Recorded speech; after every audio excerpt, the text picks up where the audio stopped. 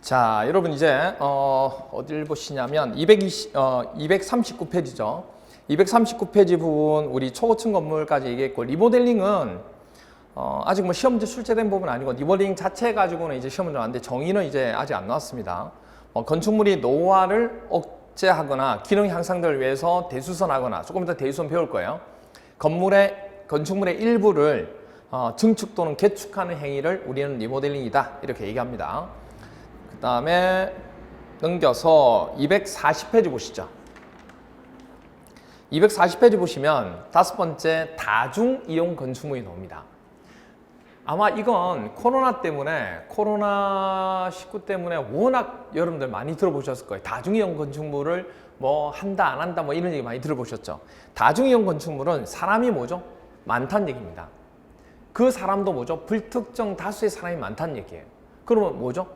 그럼 사람이 많으면 제일 중요한 게 뭐예요? 안전이죠. 안전이 제일 중요하고 그렇다 보니까 여러 가지 규제 부분이 있을 수밖에 없다는 얘기예요. 그래서 어떤 건물을 그러면 다중이용 건축물이라고 하느냐, 그죠? 불특정 다수의 사람들이 이용하는 건축물로서 다음에 건축물을 말한다 이렇게 돼 있습니다. 일단은 동그라미 1번, 2번 두 개 나오는데 동그라미 2번은 16층 이상 되는 건물이 있죠. 16층 이상인 건축물은 용도에 상관없이 다중이용 건축물이라고 얘기합니다. 아시겠죠? 다시 몇 층 이상요? 16층 이상인 건축물은 우리가 다중이용 건축물이라고 얘기한다는 거. 또는 그러니까 16층 건물 이상인 건물이어야 하고다가 아니고 16층 이상 건물이든지 아니면 동그라미 1번처럼 다음에 어느 하나에 해당하는 용도로 쓰는 바닥 면적의 합계가 5,000제곱미터 이상인 건축물은 우리가 다중이용 건축물이 하겠다는 얘기예요. 그러면 층수로 따졌을 때 16층 이상 되는 건축물을 우리는 다중이용 건축물이라고 얘기하고 또는 16층 이상이 안 되더라도 다음에 어느 하나에 해당하는 용도로 쓰는 바닥 면적의 합계가 반드시 이 용도가 돼야 되고요. 바닥 면적의 합계가 5,000제곱미터 이상인 건축물을 우리는 또 뭐죠? 다중이용 건축물이 합니다. 이 둘 중에 하나. 아시겠죠? 물론 뭐 16층 이상이면서 바닥 면적 합계가 5,000제곱 이상이도 상관이 없는 거죠. 그렇죠? 그러면 용도가 어떻게 되느냐? 일단은 무라미 집회시설인 경우 사람이 일단 많죠. 그런데 거기서 동물, 식물은 제외합니다. 우리 무라미 집회시설에 동물원하고 식물원이 무라미 집회시설에 속하거든요. 근데 무라미 집회시설 중에서 동물원, 식물원은 제외하겠다. 왜냐하면 동물하고 식물원은 거의 1층이죠. 이게 층수가 높은 개념이 아니다 보니까 1층이기 때문에 뭔가 문제가 생기더라도 일단은 빠져나오기가 되게 편하다는 얘기예요. 그래서 우리는 일단 무라미 집회시설 용도 중에서 동물원과 식물원은 다중이용 건축물로 보지 않겠다는 얘기예요. 아시겠죠? 그거 조심하시고. 그 다음 종교시설입니다.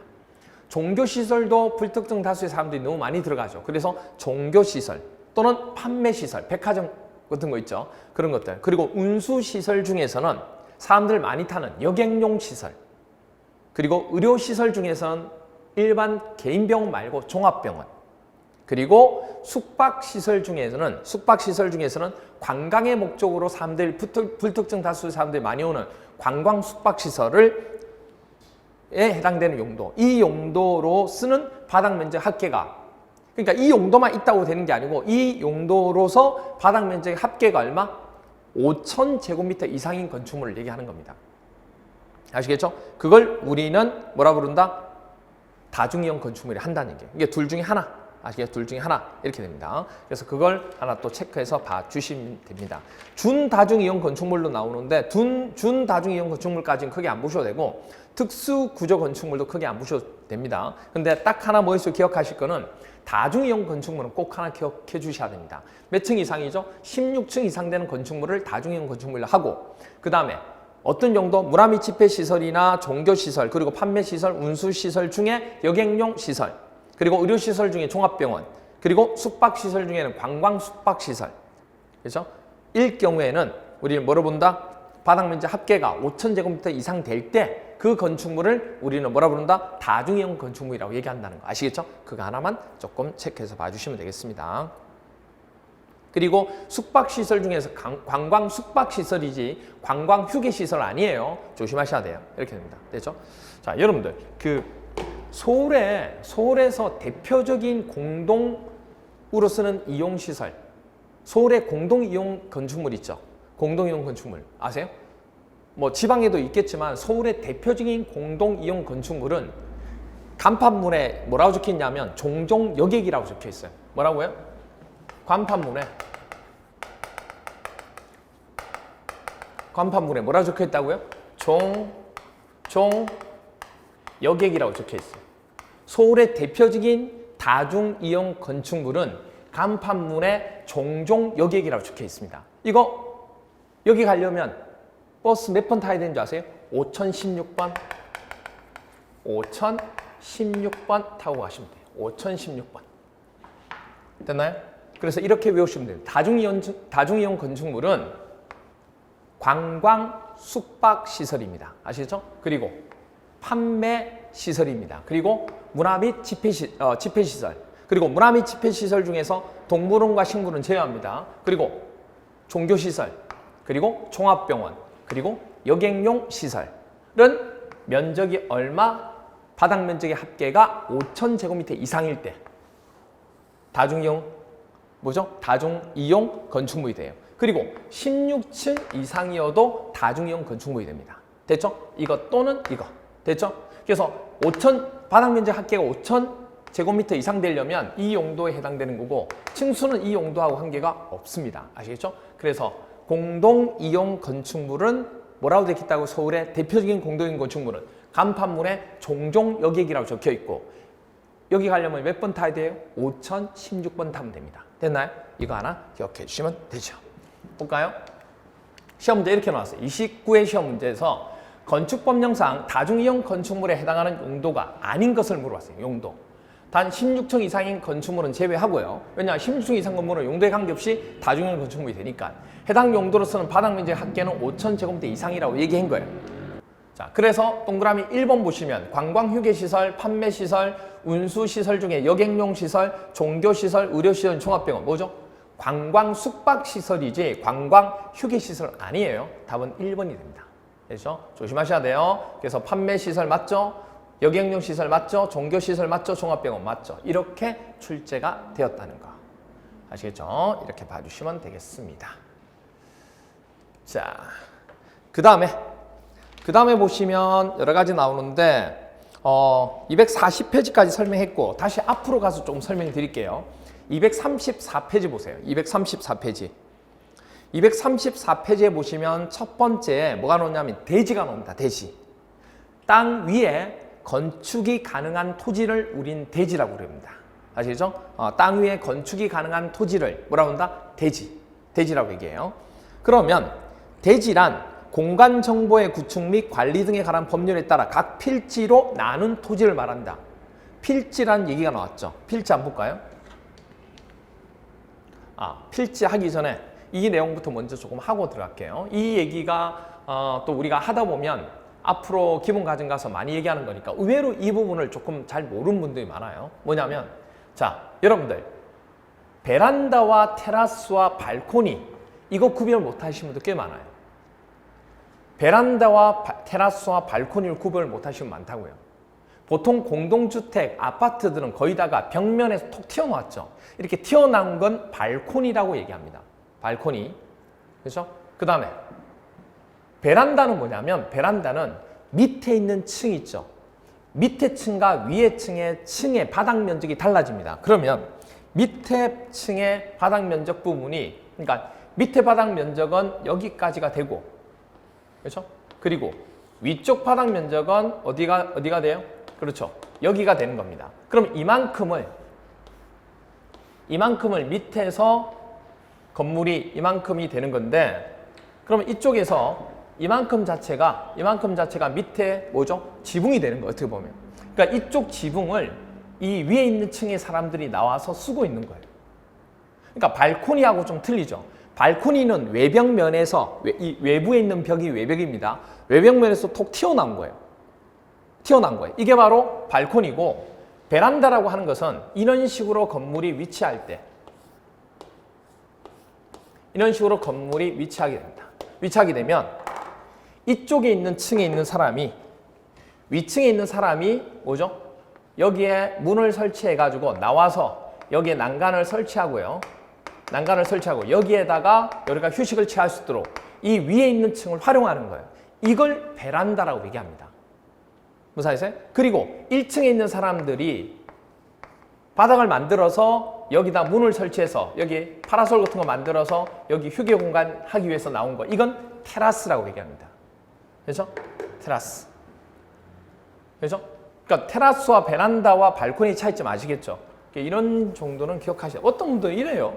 여기에다가 과일 중에 배 있죠, 배. 배를 갖다 놓으니까 이게 뭐예요? 베란다 해서 베란다라는데 그거 아니에요. 절대 아닙니다. 그 베란다. 이게 차이점, 발코니. 그렇죠? 발을 콕 하고 찍었으니까 발코니 아니에요. 그거 아니에요. 그런 거 아닙니다. 아니에요. 절대 아니에요. 자, 그래서 위층과 아래층의 바닥 면적이 달라질 때 밑에 있는 바닥부, 위층과 아래층의 바닥 면적이 달라질 때 밑에 있는 지붕 개념을 가지고 우리가 쓸 수 있는 그걸 뭐라고 한다? 베란다라고 얘기하는 겁니다. 그리고 건물에서 외벽에 톡 튀어나와서 설치한 부분, 이걸 발코니라고 얘기해요. 1층에 공간을 넓혀서 쓰는 이 부분을 테라스라고 합니다. 그래서 여기다 판 같은 거 깔면 데크를 깐다고 보통 얘기하잖아요. 그렇게 하나 봐주시면 되죠. 자, 필지가 나왔는데 구획되는 토지 등록의 단위를 필지라고 얘기합니다. 그래서 물론 여러분 등기법에서 보통 배웠겠지만 한번 체크 맡겨요. 대부분의 필지는 어느 한 부분이든 도로에 접해 있게 됩니다. 그래야지만 그게 뭐죠? 건축 허가가 나게 됩니다. 그런데 그렇지 않은 필지, 즉 뭐냐면 도로에 접해 있지 않는 부분일 때는 우리는 건물을 지을 수 없는 맹지라고 부릅니다. 맹지.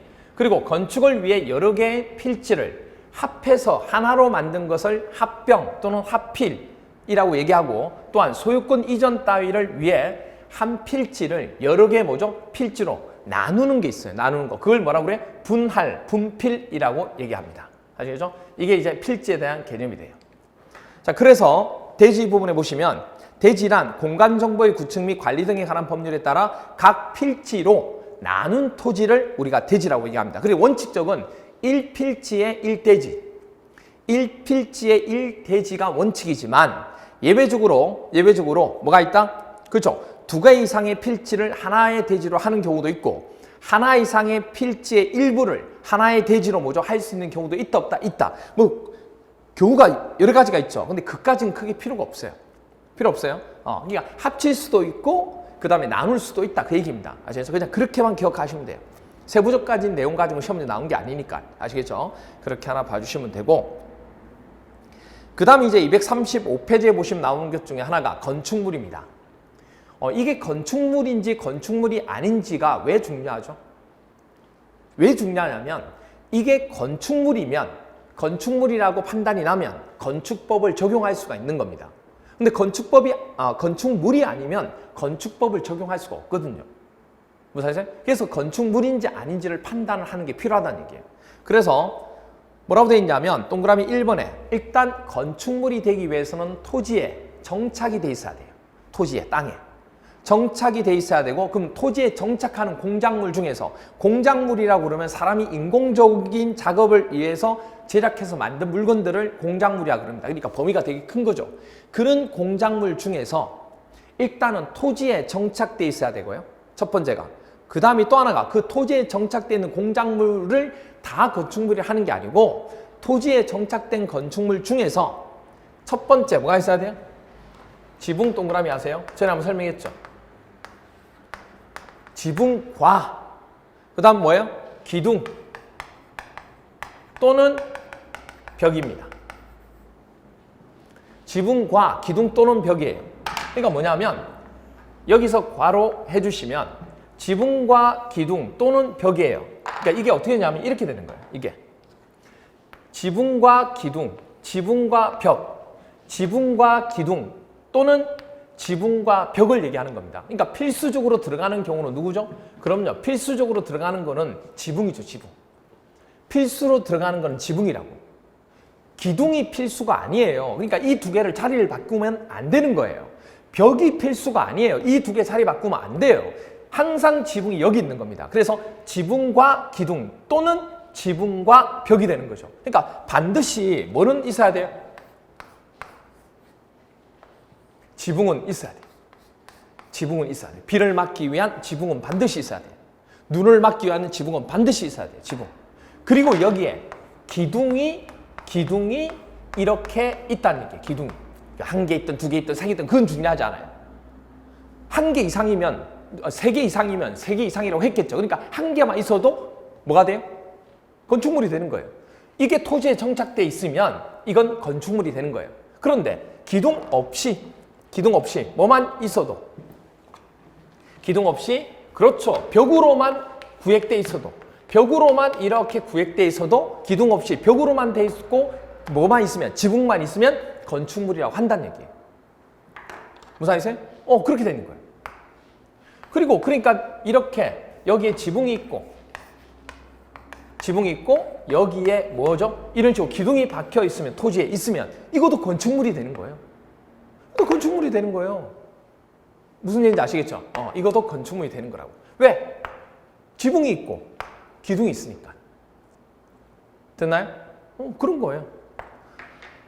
주유소가면 이런 거 있잖아요. 이렇게 얘기하는 겁니다. 그래서 우리가 그 얘기를 한다는 거.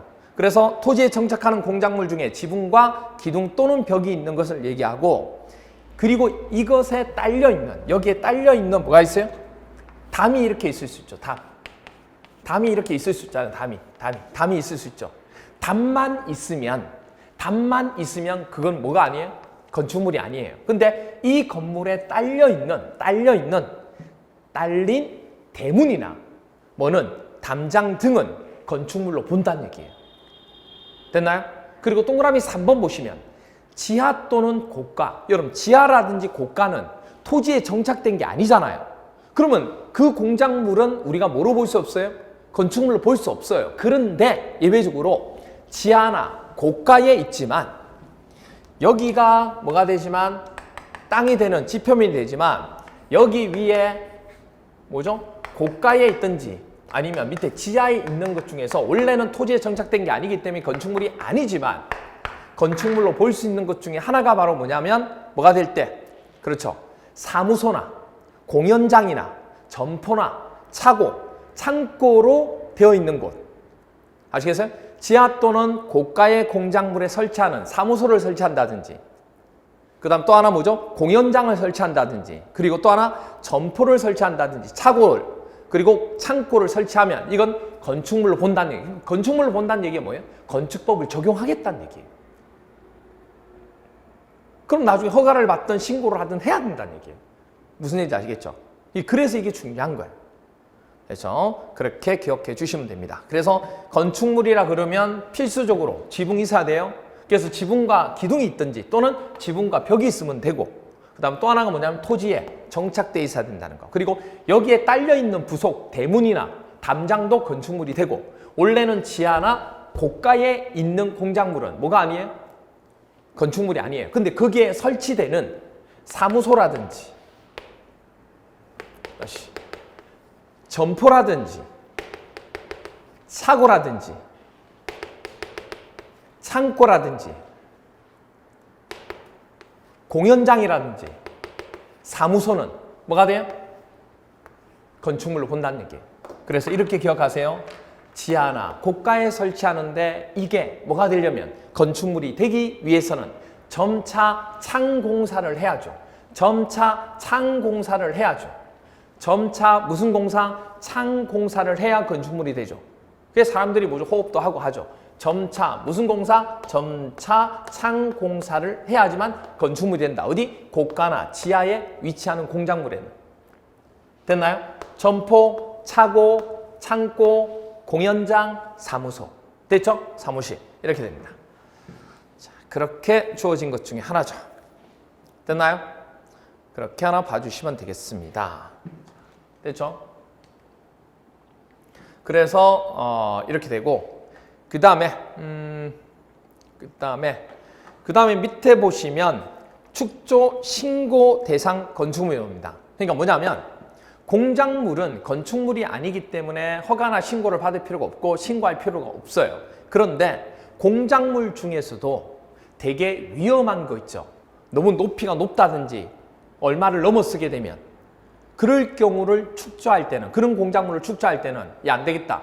허가는 받지 않더라도 신고는 반드시 해라. 그래야 내가 거기서 뭔가 설치했을 때 위험한 걸 감지하고 위험 리스트에 체크해 놓을 수가 있으니까. 아시겠죠? 그러면 이거를 신고할 때 누구한테 신고하느냐? 우리 제일 먼저 제가 행정체계 하면서 설명했던 것 중에 하나입니다. 행정체계 설명할 때 건축법에서 헷갈리면 안 돼요. 자, 국토계획법에서 개발 행위를 할 때 받는 허가권자 있었죠. 그 허가권자와 건축법에서의 허가권자는 달라요. 왜냐하면 국토계획법에서의 허가권자는 도시 부분에 대한 도시 기본계획에 대한 도시계획에 대한 개발 행위를 하는 거기 때문에 도시에 해당되는 여기가 허가권자였어요. 특별시장, 광역시장, 특별자치시장, 특별자치도지사, 시장 또는 군수가 허가권자였습니다. 그런데 건축법에서 하는 건축법의 허가권자는 뭐라고 그랬어요? 맨 밑부분. 왜냐하면 건물을 짓는 곳이 위에다 짓는 게 아니고 맨 아래쪽에 하는 거죠. 그러니까 정비하고 똑같은 거예요. 정비 계획도 위에다 하는 게 아니고 밑에다 정비를 하는 거죠. 실질적으로.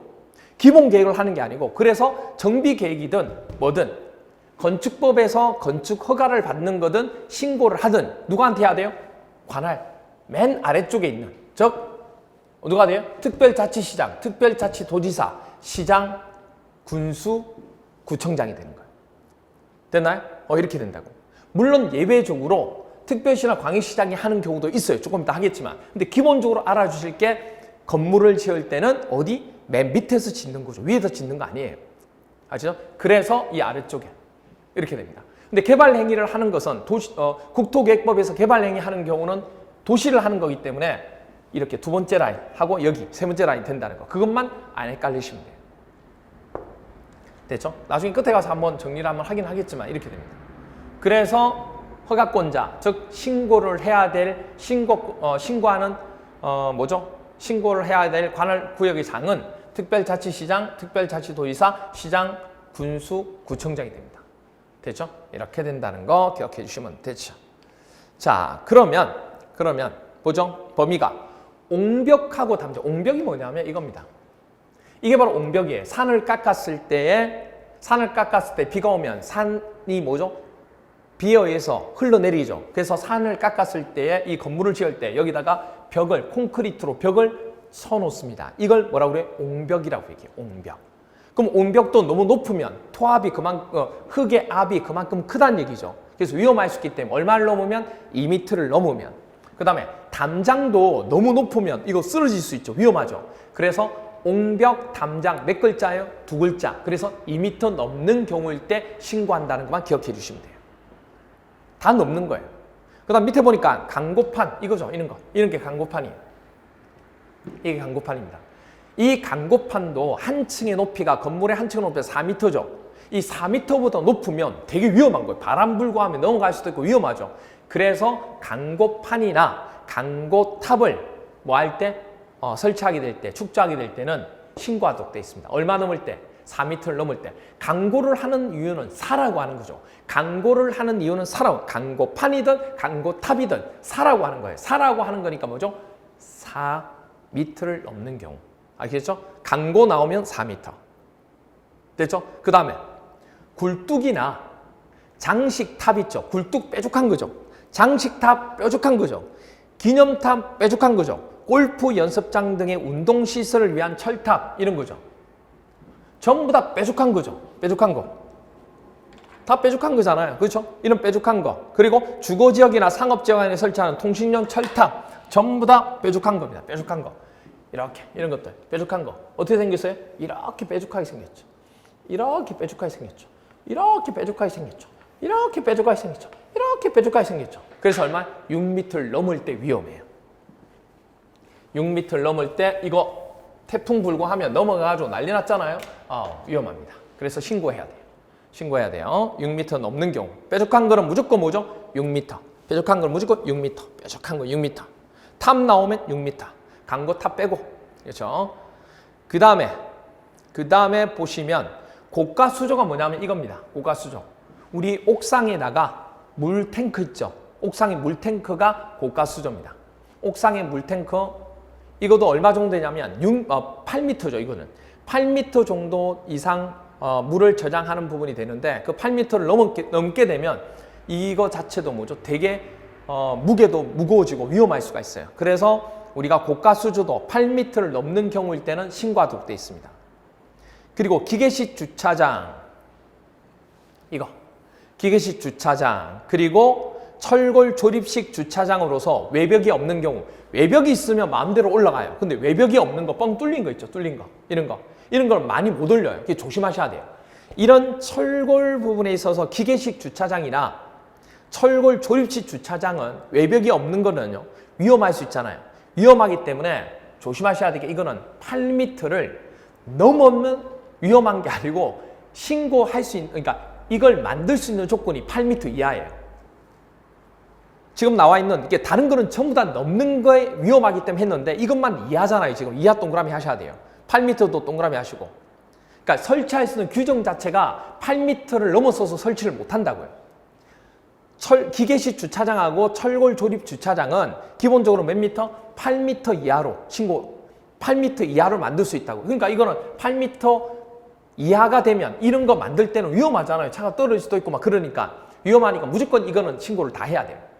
그러니까 8m 이하인 경우, 8m 넘어서는 이걸 만들 수 없다니까요. 그러니까 8m 이하일 때만 규정이 그렇습니다. 그래서 이하가 나온 거예요. 됐죠? 그 다음에 지하 대피호.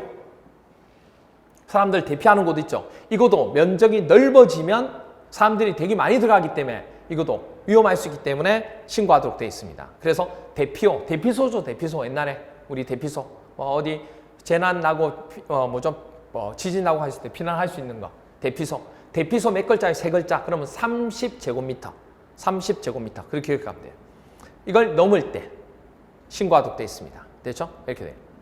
위에 있는 아까 외우는 방법 제가 설명했는데 고가 수조하고 기계식 주차장, 철골 조립식 주차장, 외벽이 없는 경우 이거 외울 때 어떻게 외우냐면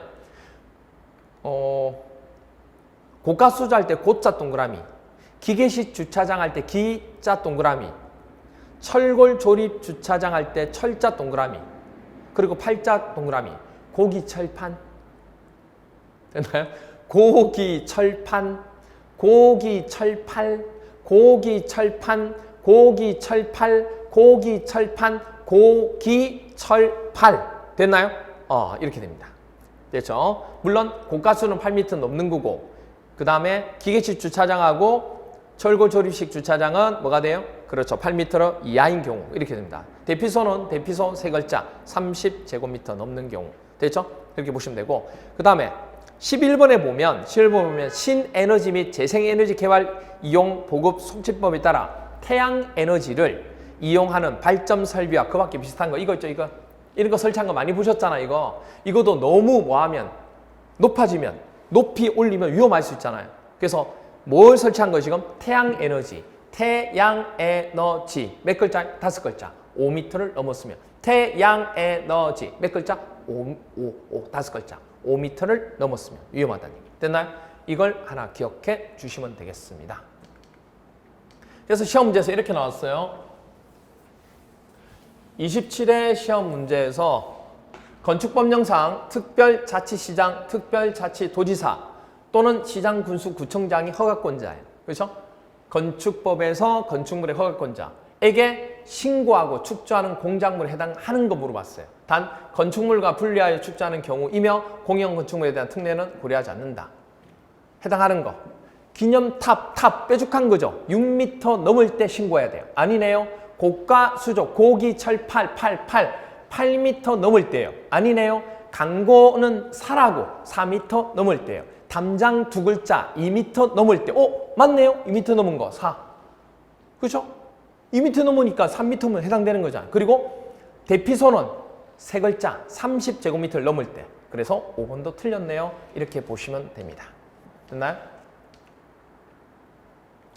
그러면 한 문제 더 볼게요. 30회 시험 문제 이렇게 나왔습니다. 건축법령상 대지를 조성하기 위하여 건축물과 분리하여 공작물을 축조하려는 경우 특별자치시장, 특별자치도지사 또는 시장군수구청장에게 신고하여야 하는 공작물에 해당하지 않는 것 찾는 겁니다.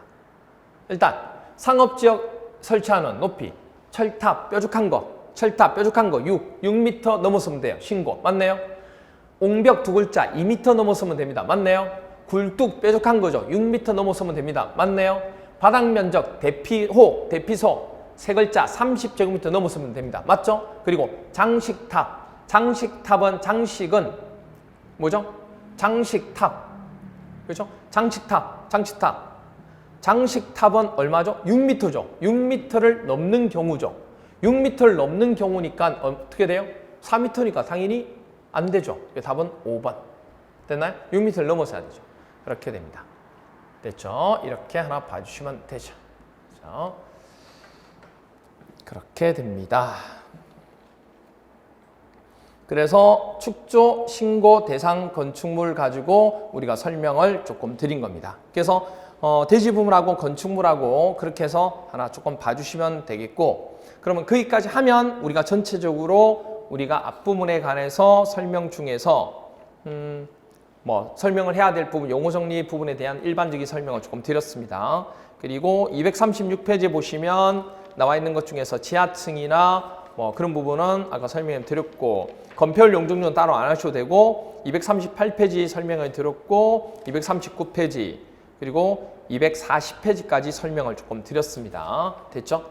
그럼 여기까지 설명을 드리고 이제 우리가 이번 시간에 두 번째 시간에 암기해야 될 사항 한번 정리하도록 할게요. 다중이용 건축물이랑 다중이용 건축물 뭐였죠? 간판문 이름이 뭐예요? 종종 여객이고 몇 번 타고 와요? 5016번. 그럼 16층 이상 건축물이 되겠죠? 그리고 볼까요? 광판문 이름이 뭐라고요? 종종 여객이라고요. 몇 번 타고 와요? 그렇죠. 5016번 타고 간다고 그랬죠. 그래서 16층 이상인 건축물 또는 숙박시설 중에서 관광 숙박시설, 판매시설, 문화 및 집회시설은 뭐죠?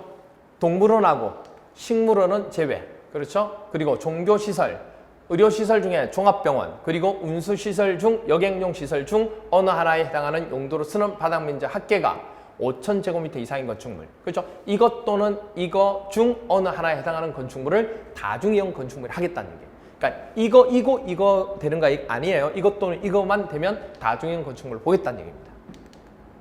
설계도서란 설계도서. 여기서 우리가 아까 설계도서가 책에서 설계도서가 좀 하나 빠졌죠.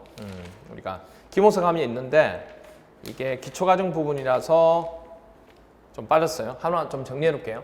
우리가 설계를 하려면 건물의 허가를 받기 위해서는 설계자가 설계 도면을 그립니다. 그러면 설계 도면뿐만 아니고 여러 가지 공사하는 방법을 제시한 시방서라는 것도 있거든요. 그래서 설계도서란 건축물의 건축 등에 관한 공사용 도면이 있어야 되고요. 그 다음 또 하나 뭐 있어야 돼요? 구조계산서가 있어야 됩니다. 구조계산서. 그리고 왜냐하면 뼈대 부분에 대해서 구조가 안전한지 안전하지 않은지 그 계산서 있어야 되고, 그리고 뭐죠? 공사하는 방법을 제시한 게 뭐죠? 시방서입니다. 그 밖에 국토교통부령으로 정하는 공사 필요한 서류를 일컬어서 설계도서. 그래서 설계도서는 누가 주로 관리하죠? 도구시. 도구시 설계도서 주세요. 그래서 구청에 가서 여러분들이 설계도서를 요구할 때 누구 찾으면 돼요? 도구시. 도구시 찾으면 돼, 도구시. 그 다음, 자, 6번. 건축물이란 토지에 정착하는 공작물 중에서 필수적으로 있어야 되는 게 누구예요? 지붕이죠, 지붕. 지붕이 있어야 되고 뭐 있어야 돼요? 기둥 또는 벽이 있어야 돼요. 그러니까 지붕하고 기둥, 지붕하고 벽 이렇게 됩니다. 그리고 이에 딸려있는 시설물, 대문이나 담장은 독립적으로는 건축물이 아니지만 딸려있는 시설물이 될 때는 건축물이 된다는 얘기예요. 그리고 지하나 고가의 공작물은 토지에 정착된 게 아니기 때문에 뭐가 아니에요? 그럼요. 건축물이 아니에요. 그런데 지하나 고가 공작물에 설치하는 뭐는 그렇죠. 점차 창공사. 기억나시죠? 점포나 차고나 창고, 공연장, 사무소 그 밖에 대통령이 정하는 것은 건축물이라고 하겠다 그 얘기입니다. 아시겠죠? 7번 공작물을 축조, 건축물과 분리하여 축조하는 걸 말합니다.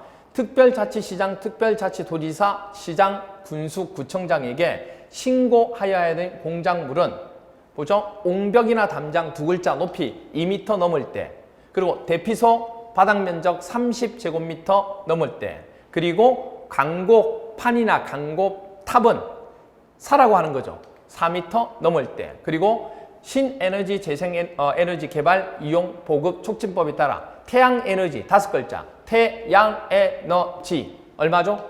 5m를 넘는 경우 그리고 높이 몇 미터를 넘는 굴뚝, 장식탑, 기념탑 그리고 또 뭐죠? 골프 연습장, 운동시설을 위한 철탑, 주거지역, 상업지역에서 하는 통신 철탑 다 뭐예요? 이거 뾰족하죠? 뾰족하면 6m 그렇죠? 그리고 고기철 8m를 넘는 경우 고가수죠. 그리고 기계식 주차장과 철골 조립식 주차장은 8m 이하일 때 이걸 지을 수 있는 거예요. 그래서 8m를 뭐죠? 이하, 8m 이하 이렇게 됩니다. 이걸 우리는 신고해야 될 공작물 중에서 신고해야 될 대상이 된다 이렇게 얘기합니다. 됐나요? 오케이. 그렇게 봐주시면 되죠. 그래서 두 번째 시간에는 이렇게 정리를 하면서 봐주시고 조금 쉬었다가 이제 세 번째 시간에는 건축 행위 부분에 대해서 조금 설명을 드리도록 하겠습니다. 조금 쉬었다가 들어가도록 하겠습니다.